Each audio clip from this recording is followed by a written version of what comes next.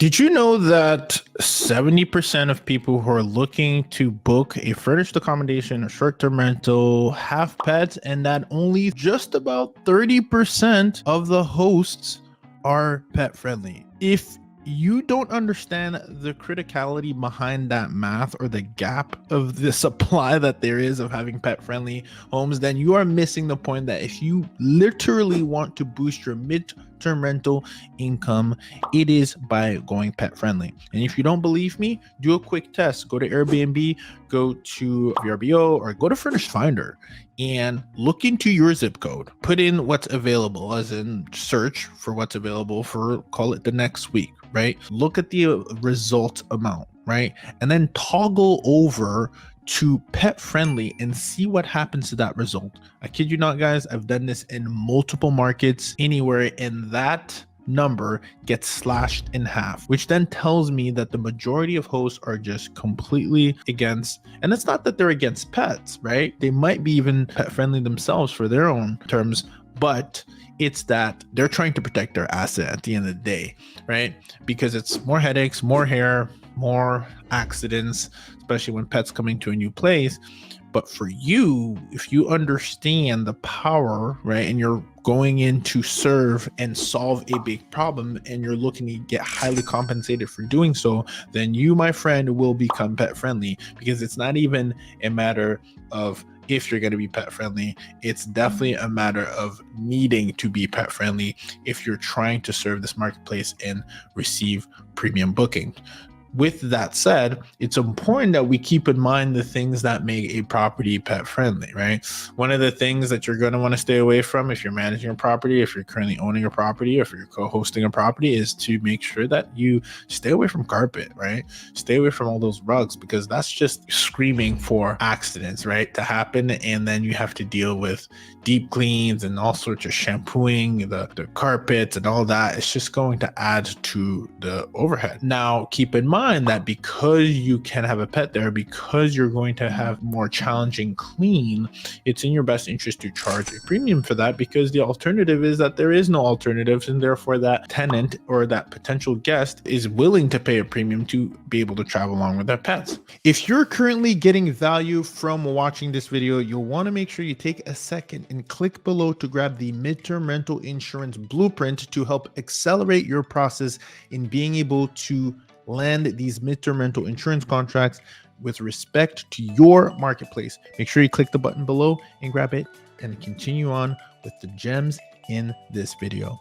Now, another thing that's pet friendly, or at least to keep in mind, is fenced in backyards, right? There's a lot of pet owners who will inquire and ask about the situation in the backyard. Is there any openings? If there's currently any openings in your property, right, but maybe it's not all fenced in, consider getting all fenced in backyard. You will increase the quality of the experience of the tenant or the potential guest with their furry friends, because they'll have a place to run around in freely in safety. Because again, if you don't, they could run out into the street. It's a new environment for them. They could run away.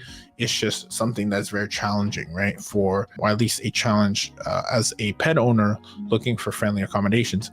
Another thing too is make sure that you provide some cover, right? Be like, we know that these pets are going to jump on the couch, etc. I've had homeowners put some pet friendly throws or some pet friendly covers that, hey, we know you and your pet are probably used to hanging around the couch. Please make sure you lay these out if your pet's going to be on the couch or if pet's going to be on the bed. You know, you're giving them an option to help you maintain the quality of your property, right? Another thing is, you know, to keep in mind the kind of floors that you have. You want to make sure that they're, whether it's luxury vinyl plank or anything of that nature, you know, make it scratch free. Talk to your specific contractors around that, what might be best if you're building a pet friendly floors, but that's something catered to. But again, not something I will go crazy over, but just keep in mind the carpet is definitely a no bueno, right? Because that's going to stick, the smells are going to stay. It's just more of a headache, right? When you think of the materials in your home, think of anything that's easy to have the hair being taken out, right? Whether it's leather, whatever the case might be, to cater to that. Again, you want to make sure it's still quality product, but you also want to make sure it's pet friendly so that, you know, whether it's lint rollers and all that you can do after. You want to make sure that that's addressed on the front end. But at the end of the day, you want to make sure that you market it as pet friendly. You really want to make sure you paint that picture, you put it into even your copy and your title, because a lot of tenants actually don't know that it's pet friendly. They might filter it for it, but if you call it out, bring your furry friends, you even have a picture of a pet out on a deck or whatever it is, it makes them feel that, hey, this is a host that truly cares about me having my pet there and is going to welcome them, right? Now, on the midterm rental insurance side, it's really important that you do initiate and have a specific line item for a pet fee. Keep in mind that a pet fee is a one-time pet fee, not to be confused with a pet deposit. Now, keep in mind, not all fees are paid by the insurance company. Anything that's deposit related is paid by the policy holder, which, if you're watching this video, you probably know that we cater to helping displaced policyholders and their pets, and the insurance company is paying a premium on behalf of the policyholder, the tenant, which then pays us, the host and or homeowner, co-host or manager of the property. So it's really important that we have a very well structured, that when you are putting a security, keep in mind that that's coming out of the pocket of the policyholder, because they want to have skin in the game. It's also, you want to make sure you don't break the bank by making it too high so that it's, kills the deal for them, because you want to actually put that more on the insurance company, which is in charge of all the fees, including rent. So when you do a one-time pet fee, that's coming out of the pocket of the insurance company. When you're doing security deposit, that comes out of the the policyholder's pocket. So you want to make sure that you have a sweet spot, right? Anywhere from pet fees, anywhere from $150 to $250 as a one-time each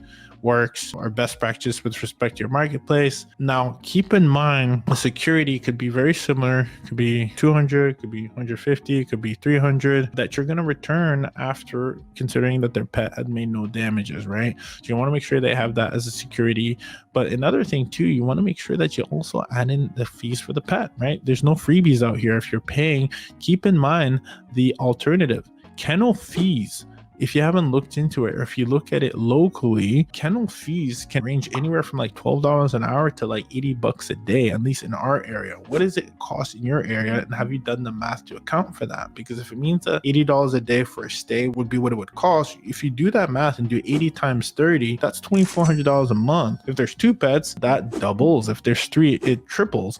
So you want to be fair, but you also want to make sure that that $2,400 a month divided by 30 is $80 a day. So if there's a pet fee or there's a monthly fee, do not feel like it's unreasonable for you to charge a monthly pet fee, or I should say a monthly pet rent. Let me correct myself, pet rent, right? So monthly pet rent or even a daily pet rent, it's not unreasonable. Now, you might not want to blow up the entire budget and you want to make sure it's less than them staying at a kennel, or else, again, obviously it's a better experience for them to stay with the pet, but make it so it's competitive enough that, you're getting your money's worth for being able to host pets or being a pet friendly host, because there's not a lot out there, and therefore you should get compensated for doing so because you are accommodating them and their pets, right? So if it's $30 a day, if it's $2,000 a month, if it's $500 a month, we've done anywhere from $300 a month for pet rent. Keep in mind that within your budget, when it comes to negotiation, you might have a daily or nightly rate per day. We like to do daily rates because we can maximize and get more on months that have 31 days